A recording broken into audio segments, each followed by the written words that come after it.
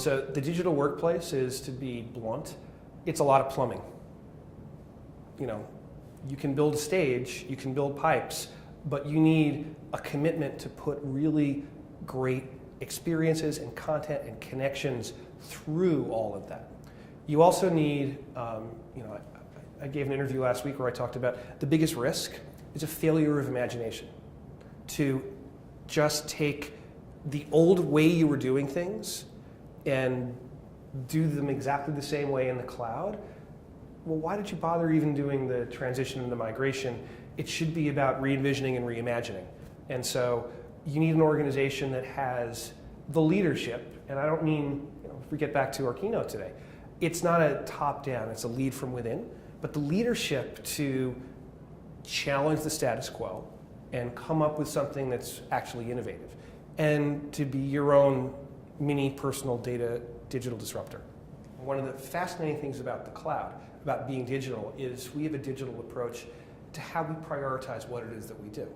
The ability to sit down and say, well, last month 850,000 people tried this and got lost, but 200,000 people did this and were successful. Let's do more of that thing.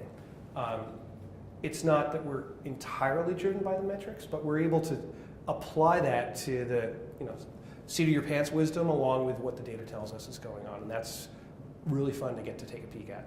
Well, when we talk about blockchain, I think it's important to take it back to its roots with Bitcoin and all of those cyber crypto technologies. But the whole idea of those is that all the actors there are participating, and we're going to create this unit of value. We call it a Bitcoin or what have you, and I have to find it. Everyone involved in it is involved in encrypting and decrypting it and keeping a permanent record of all the places where that goes. And that came up for currency, but the same technology has application far beyond that to how we look at process, how we look at content, how we look at engagement. One of the things that excites me is we don't know all the ways that it applies. It's a technology that allows me to being able to get all the actors in a chain of processes, and if you think of content as just being a sequence of editing events, all of the participants in that are immutably bound to that. And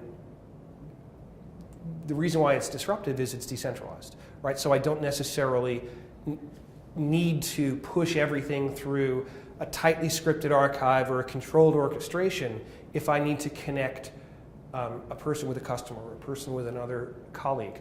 I can use blockchain to do it in a much more secure and permanent fashion than I could before. There are many technologies like this that we've seen before. It's going to get pushed into some places that are completely useless. We thought blockchain was going to be used to handle your camera roll, but maybe that's not really the best use of it.